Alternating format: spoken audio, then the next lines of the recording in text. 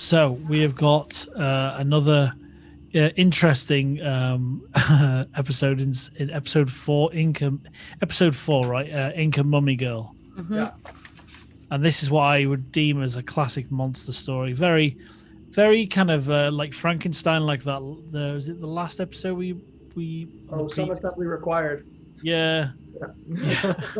So it has a kind of. I wonder if it's the same writers. Actually, that would be interesting to know. Good point. Dave's looking it up. It's the same. King. No, it's not. It's not. Matt Keane and Joe Rankenmeyer. They wrote The Pack, so that was the only other episode they wrote. These Yeah. two. Yeah. So different people, but yeah, very universal horror. Yeah. Yeah. And like so Jess. classic Yeah, absolutely. Yeah, I'm expecting the Invisible Man next, like Claude Rains to appear. But yeah, so Jess, what's this? Can you sum up this episode for us, please? Yeah, so apparently Sunnydale has a natural history museum, of course, because they have everything in this town. And it's hosting, somehow in conjunction, all the Sunnydale students are getting exchange students living with them for 2 weeks, or some Sunnydale students are, because I guess Xander and Willow have no exchange student. Right. So, meanwhile, they go to visit the Natural History Museum and see a Incan special exhibit there. That's what I was looking for, with an Incan princess who was sacrificed to the gods, and she does not stay dead. There's a lot I liked about this. And I'll say it straight away. It's kind of slightly later in the episode when she's revealed. The jokes they make about her, she refers to just being in the coffin about, oh, what was your last place like? Yeah, it was small. And she's referring just to the sarcophagus. Absolutely brilliant. I loved it. Every single time I was like, yeah, that's awesome. Yeah. I was on tour. Right. That was brilliant. That was so good. So good. Yeah. Love that. Yeah. But yeah, this has. I'm gonna have to find this actor's name. Do we know what the actor's called who played the bodyguard, the mummy's bodyguard? Because he's been in House of Cards, and he was in a film with what's that? Hell or High Water with Jeff Bridges. He's an absolutely phenomenal actor. Wow. And I meant to look him up because he's one of those character actors. You're like, that's the guy, like the guy in the thing, you know, like I've seen him in so many things.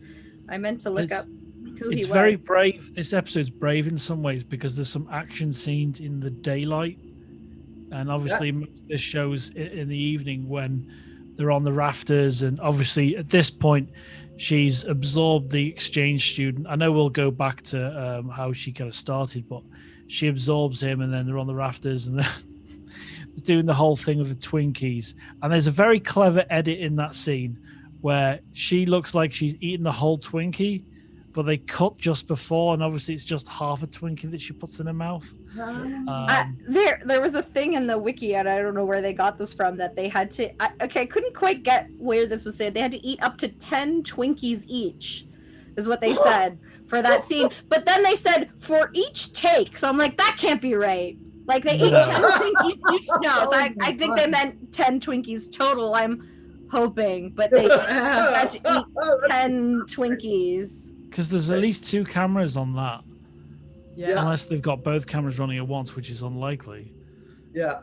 It's at least 2. Yeah. That's disgusting. That is disgusting. If you've ever had a Twinkie, anyone, that's disgusting, you know? Not for a long time. No, I haven't. And if I eat 10 Twinkies and then get up and run away from somebody attacking you with a big machete. That doesn't happen so to you? grim. I like. I kind of like how dumb just to go back to the beginning of the episode. I like how dumb the thief is, the kind of teenage thief. Oh yeah. Decides to steal the seal. And yeah, it's a really stupid move, but I kind of liked it as well. It's such a simple setup. The one thing, maybe I'm completely lost on this episode, and maybe I just missed it, was it didn't explain what she did in the past to make her because obviously like she was in trouble. I'm innocent. She says in the toilet scene with the bodyguard that, I'm innocent. I'm innocent of those things, and they refer back to something in the past. I'm like, they don't explain what she did in the past. I think she was just a general sacrifice to the gods. Like, this is for you. And apparently the Inca, that's a real thing the Inca actually did, because this is based on an actual mummy they found in 1995 called Mummy Juanita. She was found on a dormant volcano called Amparo. So that's where the character Ampara comes Oh, really? Because that's where that mummy was found, on this volcano. But she wasn't the only one. That mummy was like between 12 to 15, and they found other child sacrifices. So it was a common thing they did. The Inca, they sacrificed children. So she didn't really do anything to deserve what she did. But I don't really understand why you'd have to seal her. I'm guessing, why would she come because back something to like life? that, I thought there was more importance than just she's not referred to as any kind of queen or anything, is she? They said she's a princess. I don't know why. Yeah, that's what left me frustrated. Yeah, I was wondering the same thing, Alex, and whether there was more of a backstory, if she did something wrong, or I didn't know. Yeah, just a general sacrifice. Yeah, I guess because the nature of the sacrifice, that it was mystical, so she can come back, I guess. I don't know. I don't know. It's strange. I guess I just undo the sacrifice. I don't know. They didn't really explain it. They were just like, boo, Inca, mystic, blah. They all do that. Yeah. Sacrifices. Yeah. Basically, it's a non-European country. Woo, mystic. Non-European countries. I have to mention this because I'm partly Armenian. So at the very beginning, the humor. Oh my God! Yeah. The exchange student. Something about he once their family had to put up with some Armenians or something over the. I can't remember what he said, but I get to go woohoo, us furry beasts. Sorry, I can say that. Here's to Armenian. I don't know how sweaty Giles gets wearing tweed. Whilst he continues to train Buffy in tweed. I was wondering that. I really liked his striped shirt, and I was like, why always that? It just reminded me of Donald Sutherland in the movie. Yeah. Training scarf Buffy. And coat and the other coat. And It was like Donald Sutherland was harnessing Doctor Who, and I don't know, and the character he plays in the Invasion of the Body Snatchers, they're kind of the same kind of dress code across all three. But he must get really sweaty in that tweed. Yeah. It's funny you mentioned Doctor Who, because like Giles, I mean, that's kind of looks what Matt Smith based his Doctor on. Tweed coats and... he would have been a great Doctor Who, Giles. He was actually oh my God. He was in, I can't remember, second or third season of the new reboot. He played an enemy at school. Oh yeah, he did. Yeah. He played the principal of an alien race that invaded a school. So he was in with Elizabeth Sladen before she passed away. I remember that episode. Oh wow, that's fascinating. Huge Who nerd. So. I remember that episode. Yeah, I forgot about that. And he was great as a bad guy, like super great. When Giles is evil, he's absolutely amazing. And we've seen him punch Buffy, like supposed in a dream so far. When he strangles her, which reminds me that really reminded me. It reminded me of season 5, which I won't spoil anything for, but he does kind of the same thing, but like for real, and he's really evil in that. Really, it reminded me of the Spike moment in the previous episode we just discussed. Surprise. Yeah. I love the. Sorry. No. You go ahead. Thanks. I'm gonna jump into the Willow crushing. Man, my heart for Willow. But so wise beyond her years, like to decide she has to let go of love or not. Wait, she hasn't decided yet. Yeah, right. Sorry, yeah, you're right. That was brutal, though. That was brutal. It's the first time that they've ever they've touched on it here and there, but like full out talking to Xander about it. The fact that Buffy talks to Xander about it, and it's Oh man, I'm Like sitting when there Willow going, came like, in and overheard. yeah, and came in and overheard in the library, and I'm just like, wow, this is like some awful teenage stuff here. Yeah. It does not come off well for me in this episode at all. He's like bad. one, He's he awful in this episode. super racist when he meets in the Inca Mummy imposter, because he's like all the speaking to her Mexicans. slowly and like, do you like? Yeah. Oh my god! But then That's not just him though. They do that with Cordelia and her exchange. Yeah, students as yeah. well. So apparently, that's how you're supposed to talk to all foreigners. slowly, because then they'll understand. But that then was really dumb. the whole thing with Willow like is infuriating. Well, one, we think, and he keep telling us he's over Buffy, but here he is getting all macho about her staying with a guy for 2 weeks, as if she's not the Slayer and can break every bone in some normal guy's bone. You mean a man with man parts? Yeah, like why does that bother him so much? So he's not over her. So simultaneously he's got that, and then he falls head over heels instantly for the Inca Princess. But then he knows how Willow feels, because he says he doesn't want to be alone with her going to the dance, because then it's too much like a date. So he suspects and he knows what's going on, and he's trying to not acknowledge it and kind of, basically get Buffy as the third wheel so it's not awkward. And I'm like, you just come off so bad in this guy. Like, it's funny because a short 3 episodes ago this season started with them almost kissing right in with front the of, ice cream. So it's I don't know how much time they ever imagine passes between episodes, but it really wasn't that long ago. And I agree, he does not come off well in this one, and not just his normal jerkiness, but like super insensitive.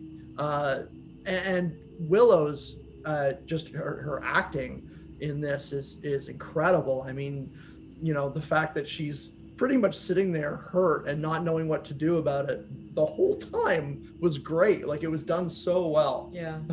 Did you notice that I'm sure it's her prop, the costume she's wearing? Yeah. Did you notice what she was holding? No. I'm sure it's I want to say the correct term, but it's Inuit, not an Eskimo, Inuit. right? Yeah, Inuit. Yeah. She's using Inuit fishing pole, so I think she's fishing for love. That's what that symbolizes. Yeah. Just whole thing. I was like, and I've had a friend like that who, like, they get a boyfriend or girlfriend and they just totally ghost you. Like, I want nothing to do with my friends while I'm in love, and like I just. And her just standing there by herself in her little costume. She looked like he was kicking a puppy. It made it so much, like, her acting made him look so much worse, because she looks so sweet and you just want to give her a big hug, and you're like, you son of a bitch. Because she's like, she's got that at point when Seth Green looks at her. I was just going to that's like there's almost kind of fishing thing going on for me. Like, she's tapping, when you got something you kind of tap it on the floor. She's doing that with a kind of fishing pole with a spike on the end. And I love her more and more almost every episode. There's something about her as an actress, I think, and the characters she's played across her career.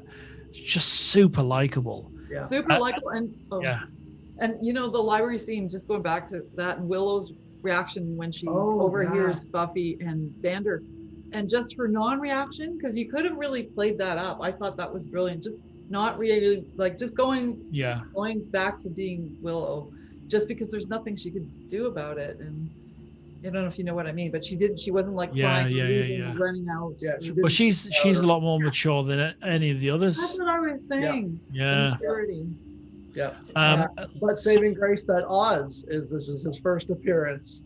So not that girl. That girl. That girl. Not that Who is that girl? That was so great to have them. And speaking of mature, that was another thing I noticed that when you're introduced to Oz with the van. I know we're jumping around. Oh, yes. Talk about mature. How much more mature he is than the other guy who's talking about girls in general and sort of treating them like objects, and Oz is like just so mature. Anyway, I love that. Yeah, I don't even remember what he says. Something about a song and I remember what is this Yeah. perfect girl? I don't remember what it was that makes this Yeah. perfect girl, but Yeah, I don't remember, but it was good. great. Yeah. I know, Jess pointed this out before, but there's so many stereotypes and casual racism in this. yeah, like they're watching the dance scene, and I was like, I don't know, like put aside the fashion that it's the 90s and the technology. I was like, this is the clearest, like, oh my god, this is a different era to me. I was like, what is the theme of this dance? Is cultural appropriation? What is? Yeah. Whoa! and it's at the Bronze. It's not at the school, which is even weirder. It's like a theme night, a racist theme night at a random club. I don't know that ever happened anywhere. Yeah, and it's like, don't dress as your own culture. No, just go dress up as somebody else's culture. Oh no, unless you're an exchange student, in which case definitely dress as your own culture so that people can tell. With the horns, the Swedish guy. It was so bad like that. Oh my god, it was so bad. I love that they had him speaking clear English though later on in the episode about how he was being treated. That was great. Yeah. Well, at least the writers knew enough to know that, like, most Europeans in that part of the world have, like, flawless freaking English. They all do. They speak, like, 6 languages, so... Yeah. Exactly. It was the appearance of Seth Green, like, you know, with James Masters and Seth Green appearing in this. This is the first episode, right, with him in. Yeah. He's terrific. He's absolutely terrific. Like, when he stares across the dance floor whilst he's performing, looking at Willow, this for me, this is what I look for in the show, the kind of the real rich moments, and it's absolutely superb. Like, I care less about Xander being permanently horny. Yeah. But at least I think maybe there's a new area in the Bronze under the stairs, or where they're kind of hidden away, where she's just about to bite the guy.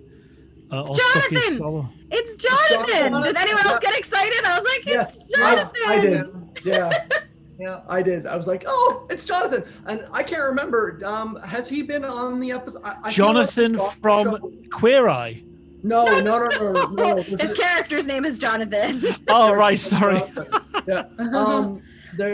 I think he was on the show earlier in season 1. I think no. This is his first appearance. Really? Was it his first appearance? This is his first appearance. Okay. Yeah. I wasn't sure. I don't remember that. I wasn't sure. Is this a bigger character? Yeah. Later on. Later, very much a character. I got insulted because the wiki was like, he's a minor character in the show. I'm like, minor? He's not minor. Minor. No, not at all. It's like the first instance, I think, besides like the sort of Cordy's kind of entourage in season 1, where they kind of have recurring students that kind of don't die and come back occasionally here and there. Yeah. Like him and Devin, I think the leader of the lead singer of Dingo Ain't My Baby, also kind of pops in and out too. So, although I noticed that Harmony hasn't been in the series for a while. So. Yeah. I wonder when she comes back. Huh. I did want an out for the mummy girl or the princess. I kind of wanted that for her because I felt sorry for her in so many parts, but then obviously they confirmed that she was evil by the kind of acts with the exchange student and that. I felt really gutted about that. The bodyguard with the confrontation with her in the bathroom kind of talks about that. I thought it made the episode for me a little more interesting, that that she talks about being, that she was innocent and that she, had no chance. And he says, well, the people you're killing to stay alive are innocent too. And I thought that was a great thing, because we've been talking about this. Yeah. Just an ethical quandary. It's like there's no good answer for this, which made it much, much better. More interesting. Because nobody deserved it. No one deserved it. She deserved to live, and the people that she killed to stay alive deserved to live. So it was much more interesting. Yeah, it added the richness. And this is the close with how she was the student or he was the student, because obviously she absorbed the guy. She got super, super close to Buffy. Really close. And it's almost like that whole thing about you know, if someone's in your bedroom, you kind of you feel exposed. Someone's in your house, you feel exposed, and it was a really interesting dynamic because she felt so innocent, but she wasn't. Yeah. As well, I kind of that was kind of refreshing about the kind of classic monster. And also, Alec, on that, I thought it was kind of neat because they were both trying to be normal girls, and they both weren't normal girls, and then they learned that by the end that they were not normal, and they were both they're carrying, you know, this weight through their lives and just trying to fit in. Yeah, it was nice, like kind of interesting. Yeah. I was just a little bit kind of gutted for it. I really like the effects. I thought the makeup on the arm and the whole soul-sucking sequence and all that. Wherever they were. Yeah. I thought, you know, when Jonathan, as you pointed out, when he says, your hand feels really rough, I thought he's going to say something like, your hand feels like an old person's hand or something like that. I thought he was going to make some sort of quip, you know. I feel like a teenage boy would say nothing. I do not think a real teenage boy would complain about your hand dryness at that point. Definitely not. You want the moisturizer. Yeah, it's oh,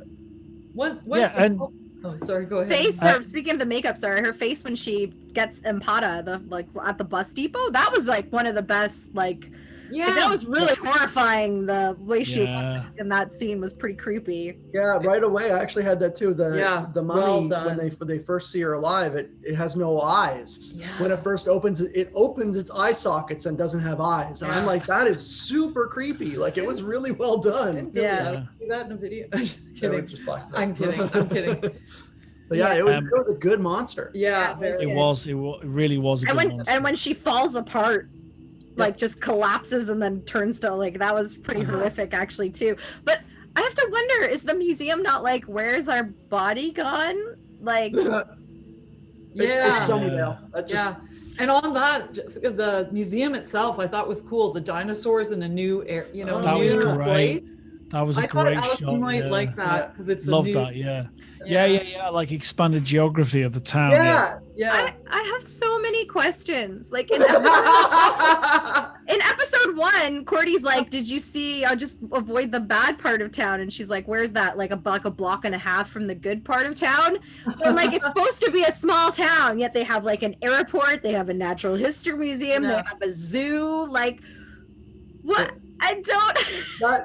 In fact, the bus station where the real Empata is waiting, the original actor, that's a bigger bus station than downtown here, Toronto. Yes, like for buses that go literally for across the country, and so it's a very strange city or town or whatever. I still want to do a map of. Well, one day. So it's massive, and it has all of these things that like Toronto, a city of like millions, has.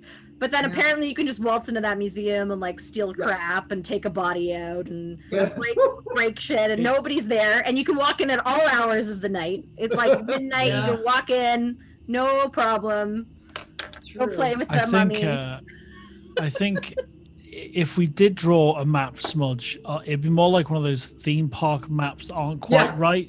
Or like the scales off. Or like Springfield. Exactly. Because like she's bugging Giles in that one scene, like, go faster because of his crappy car, and he's like, I love that scene. I love that scene. One day you're gonna have to get a grown-up car because so he's not going fast enough, but then all of a sudden they're like, oh, we need to get to the museum. They're there. I'll drop you off. I'll get to the museum. Yeah, but they can walk there in about. Yeah. I don't know so far. Oh, there's the map. My writing. Yeah, if you remember in the pack, who they also wrote this episode, she runs from the school all the way to the zoo. Yeah. Right. She leads them on a run. Right. So. Yeah. So many questions. So many. I was saying, I thought about that the just on production, that opening scene with the dinosaurs, that to me is definitely a real on location shoot. Oh, absolutely. But I think the actual Inca, the princess chamber, was a stage, was a set. Good though. like It was close. very It good, looked but I really don't. good, yeah. I think it was definitely two different parts, but I'm like, wow, that they're actually doing on location shoots, and there's not a lot of them that's what I'm in thinking. Buffy, which is pretty cool. Pretty cool. Yeah, you see that in most movies when you got a location shot, like an exterior, and they cut to something in some sort of interior shot. It looks, oh yeah, there's the set. You know, you can have. Right. There's a really bad. I was surprised by this in War of the Worlds, the Spielberg version, when they step out of the house and there's all the kind of red weeds everywhere, the kind of alien stuff. It's a sound stage and it looks fucking terrible, and I was like shocked by that. But when, like you say, Dave, when you see that great interior shot and like the camera reveal of the dinosaurs and the Cordelia, when you cut to that scene or that set with the sarcophagus, it doesn't feel disconnected. No, I thought it was really, it's all, the lighting and everything was just absolutely spot on. True. But yeah, I was really impressed with that. Yeah. Me too. Yeah, you And the mentioned fact that, that- you talked about the lighting a few times. Oh, the in that lighting! episode. You guys winched the mummy.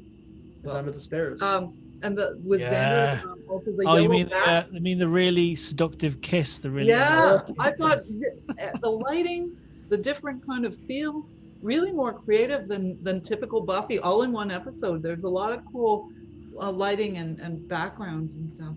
And yeah. shot. I thought the same about Spike, the way they lit Spike. I thought, yeah, they've really gone to town with him. True. But sorry, I just want to, before I forget, when Buffy doesn't go to the party, is she brooding after Xander, or the fact she can't go to the party? I think B, but I'm not there's there's like a longing look that when she looks out the door towards them, like, you got no real right to kind of brood after him because you've never really been interested. So why there's a couple things that in this episode that were weird for that. You have Willow who's trying to get over Xander because clearly he's an unfeeling, heartless jerk who doesn't not even that, he doesn't even have sympathy for her. Right. But Buffy compliments him saying you look good when they're leaving for the dance to Xander, and then there's the end of the episode when Buffy says to Xander, he says, well, you stepped up and you died and you did it, and she says, yeah, well, you were there to save me. Yeah. And they have this sort of awkward moment for a second, and I'm going like, what is happening there? Like, was it intentional that they're trying to imply that there is still connection there, or I don't know. It was I wondered that too. That was a really weird moment. I took the brooding at the thing to be more like that she was upset she couldn't go, yet again another thing she misses out on. And like Buffy's mom even says like, oh look, she's fitting in so well already, and she's like, oh look, there's this girl who comes from a completely different country and she already gets to have the social life that I don't get to have. So that's what I took that as. But the ending moment was the ending moment was like, yeah, that clearly was like, oh, maybe there's still something going on, which I thought was super weird. And then it also kind of made a point to say Xander was over Buffy, but that at the beginning of the episode, he was all bothered by her staying with a guy. So, I don't know. It's a very weird. It is weird. It seems like they hadn't decided quite yet where they were going with all the matches at this point. Yeah, agreed. Yeah. Totally. I love the costumes in this is obviously a TV and a movie thing. Whenever anyone has a costume party, the costumes are always awesome. Yes. Like the scene in Romeo and Juliet. There's they've got like he's wearing a suit of armor. I think she's a fairy or something in that, Claire Danes. Yeah. And then you see a guy in a cosmonaut outfit, and like it's the perfect costume party. No one has perfect costumes. No. That's one of my fantasies, is to go to a party where everyone's like, especially in high school. Yeah, especially high school. The costumes are usually not great. Like togas. Nobody has money to put really nice looking costumes together. I've got these photos of me as Max von Sydow from The Exorcist years ago. Oh my god! And it's the crappiest costume I've ever put together. Okay, maybe not. I had bad age makeup on and everything just to make myself look like him. That's really So funny. yeah. You guys got to go to cosplay parties, and then you'll see. yeah. Michael's a competitive cosplayer back in the day, wasn't he? Oh yeah, I cosplayed too. I was in that skit as well. Ah, I was right, also yeah. there. That's how we met. That's how we met actually at a. How was it? It was a Halloween party, but it was a cosplay run. Was that like, Halloween 07? party. Something like that.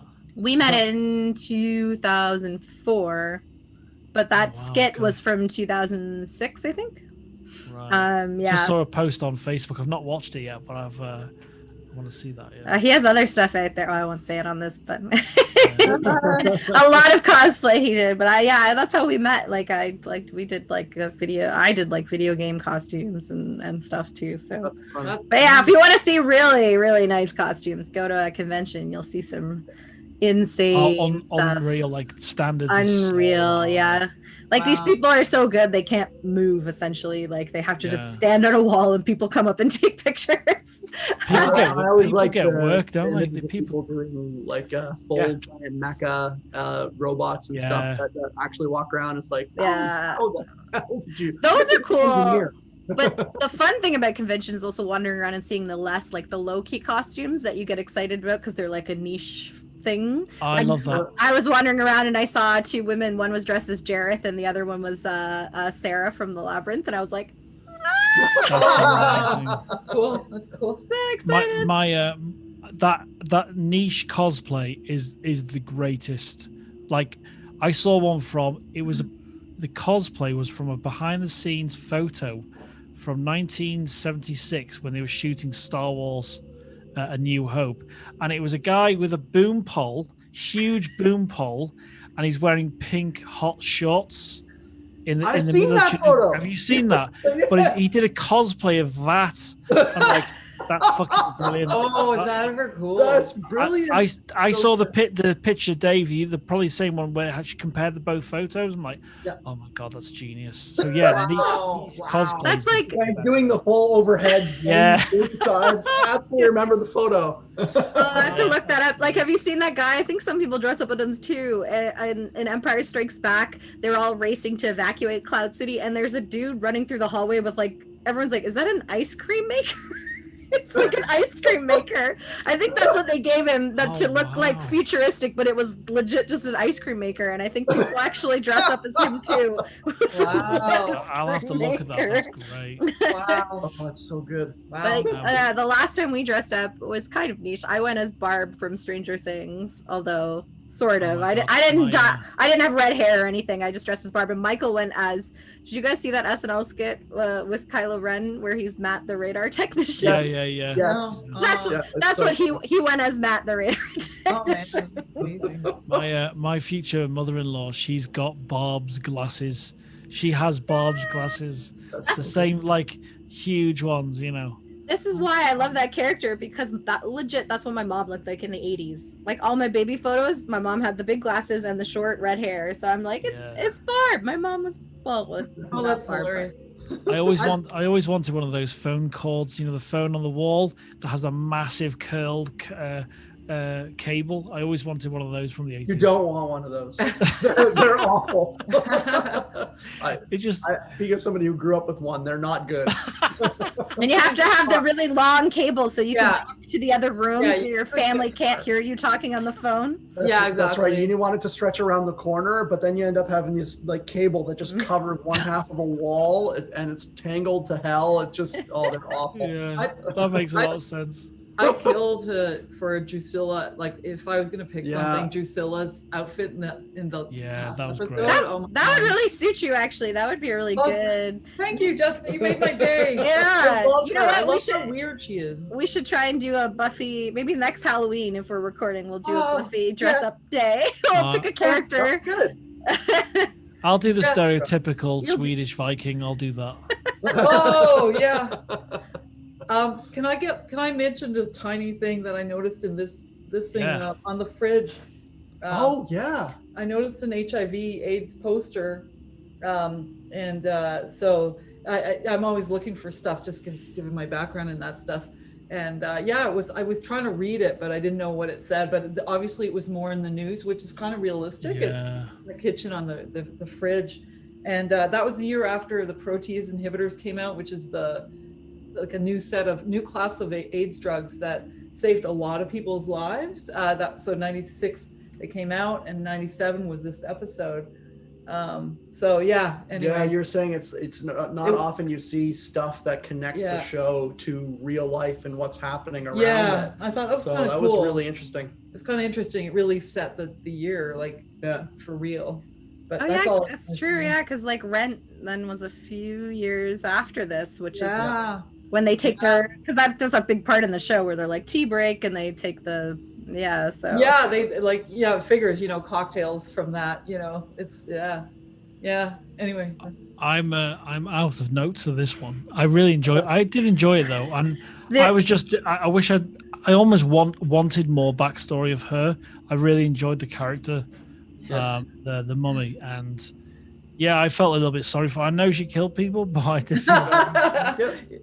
Well, it's not often that you get a monster that you really do care about. A lot of films and TV try. They try to do it, absolutely. And this was so simple. They didn't have to do a lot, and it worked. It was really effective. Excuse me. Yeah. And it also really hammers home the fact that Xander only falls in love with monsters. Yeah. Or slayers. Or well, anyone who's normal. He doesn't like it. He doesn't want normal. It definitely is continuing the trend. Yeah. I had a few notes like oh God, what is Xander asking her? You're not a praying mantis, are you? I missed that. Checking. And oh God, he was so rude when he said to Buffy when he shows up, he's like, what country are you from? The country of white trash. Oh yeah. It's like, jeez, dude, what the heck? I know that was so bad, but I really laughed at that. but you know what? It's funny because even this episode is just rife with racism. Yep. Even Giles, full out assuming that she'd be able to translate a tablet from hundreds of years before. Right. And I'm going like, oh, it's an exchange student from South America. She can translate the tablet. You can why would you think that? It'll be like us going up to Alex, oh, you're from England. Can you translate Beowulf for me? Yeah. Right? Here's some Chaucer for you. Yeah. I did like Chaucer, actually. I did like his. I actually do too, because I took some English. Yeah. Be good English. I got the Chaucer gap in my teeth as well. Oh, me too. Yeah. That's that. I don't know. Anyway, we're off on the other quote I had, and I can't even remember what the context was. Buffy goes to Giles. She's like, blah, blah, blah. I'm so stuffy. Give me a scone. That's right. It's as if you know me. That was so good. That was good. I didn't have a lot of quotes from this one. Yeah, both episodes. I also found that. Yeah. This is more sad. My best friend, the Willow comment that I know that you're I'm your best friend. That was more sad. Yeah. Oh yeah, in terms of how he was talking about it. Yeah. Very. I love how the whole series does such a magnificent job of humor and new vocabulary blended with the tragic. It's just that beautiful balance of that with a great set of characters along the way. If I was going to make one universal comment, once we get through all the episodes, maybe we can do our universal comment. But that's so cool. Not many shows do that comedy with real bits like this sad Willow and all that. I think that's great. Yeah, I think Willow's at the center of that for me. Yeah. Because she's got such strength, but then she's so she has we all have weaknesses, and she's got them, and her, she's got perceived insecurities, but she's so strong as well. Yeah, and so honest, and so kind of good-hearted. She's awesome. Alison Hannigan's absolutely awesome. Yeah. And Seth Green I was so happy Seth Green. I was like, I forgot Seth Green was in this show. Fantastic. Does he keep that facial hair the whole time? No. Because I saw him and I was like, no, what is that? No, shave it off. And I don't know if they changed, but I don't know, I can't remember whether they changed or not, but he seemed really pale to me. Like they really tried to overblow the ginger Really? type of him. Like his hair was Really? super Stereotype. long. There's the stereotype. Seriously, Mega ginge. They made him a mega ginge. Oh my, they did, like right off, and he's Oh such a my good God, character, and I don't remember him. They definitely lose the facial hair for him. Oh, thank God. totally. In a way, but then he has different facial hair. Oh well. Sorry. But that was I was like, I don't remember him having this because it's awful. I guess they were trying to make him look more like badass, but I was like, this is not like just roll with the baby face he's got going. It's fine. And I do have to mention, as a musician, the band playing. We were watching him play. It's mimed quite well, but it's very clear that they're not live. Yeah. So, most aren't, but I don't know if Seth Is that a Green real can band? play guitar. It's called 4-Star Mary. That's the actual band playing the Dingoes Ate My Baby songs. So they're a band, and they were good, but the Seth Green, whoever coached him, if he can actually play a guitar, they cut it so that it looked like he couldn't.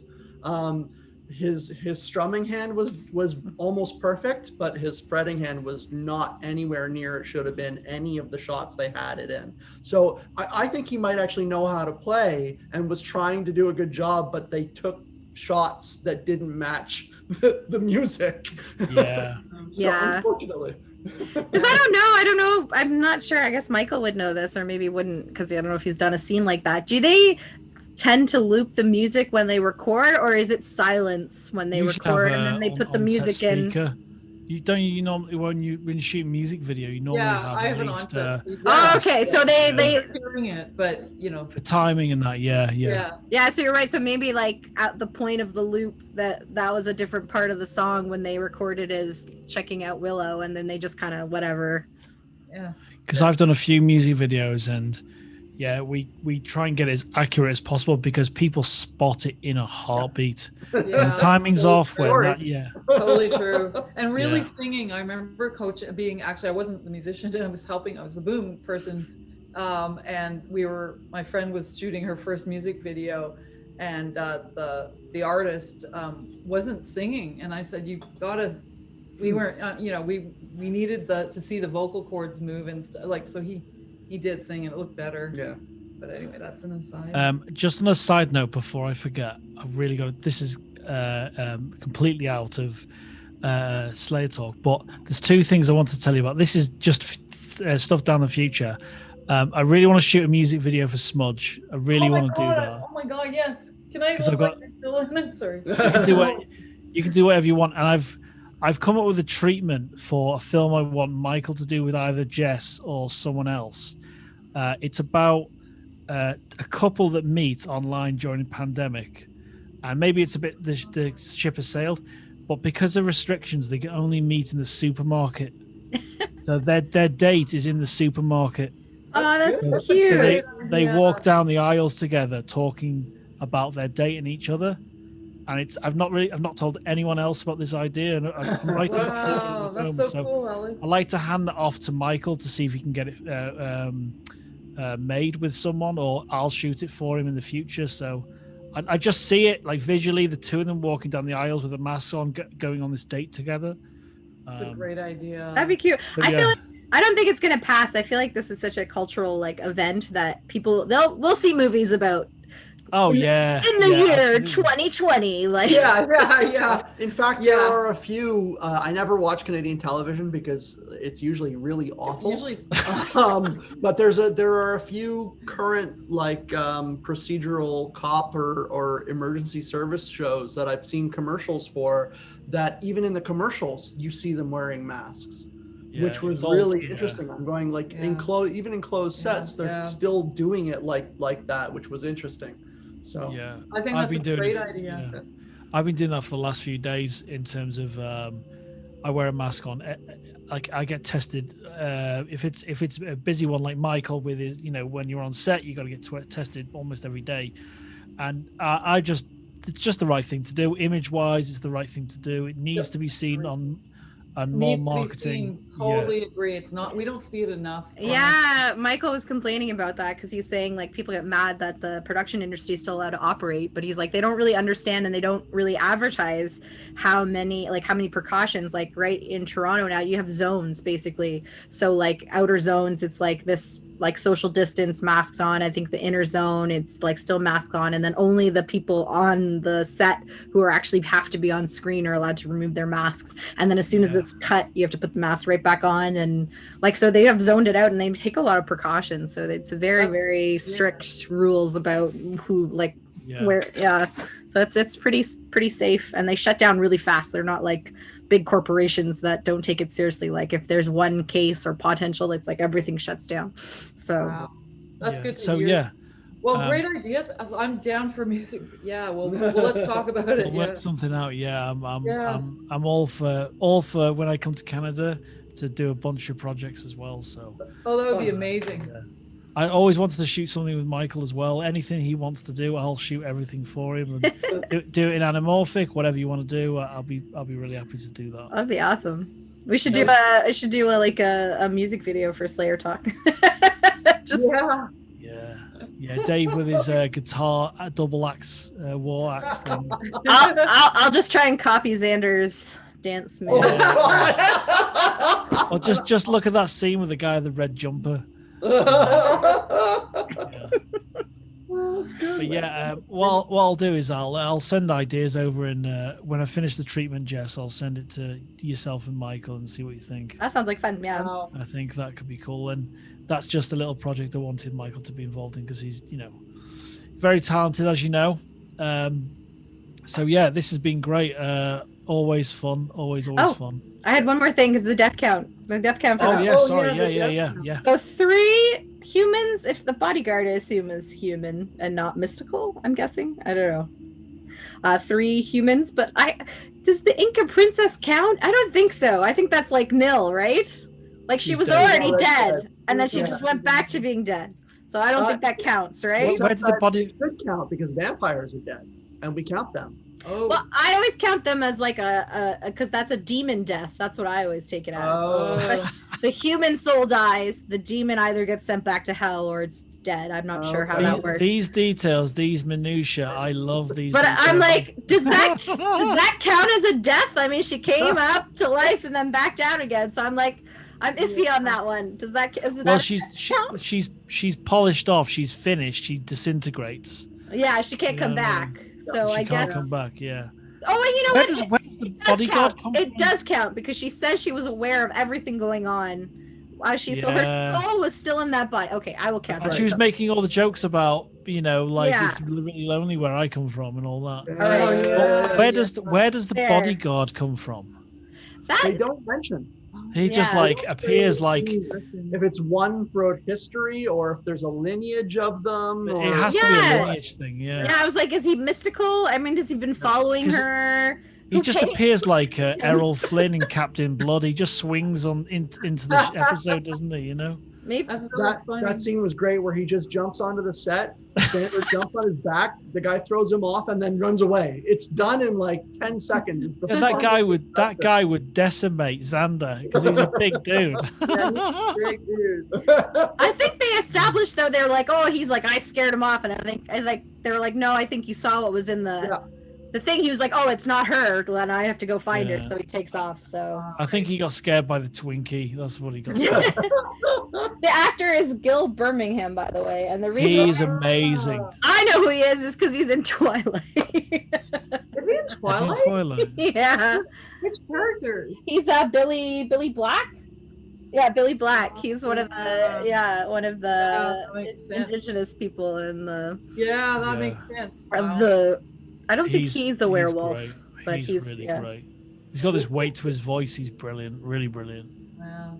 Yeah. Well, thank you very much, everyone. This has been pretty wonderful. Nice distraction from reality. Totally, always good. Always. Great, yeah. This is amazing, and it's nice to catch up and see how. Yeah, absolutely. Yeah. Unfortunately, I wish things were happier, but Well, this is happy.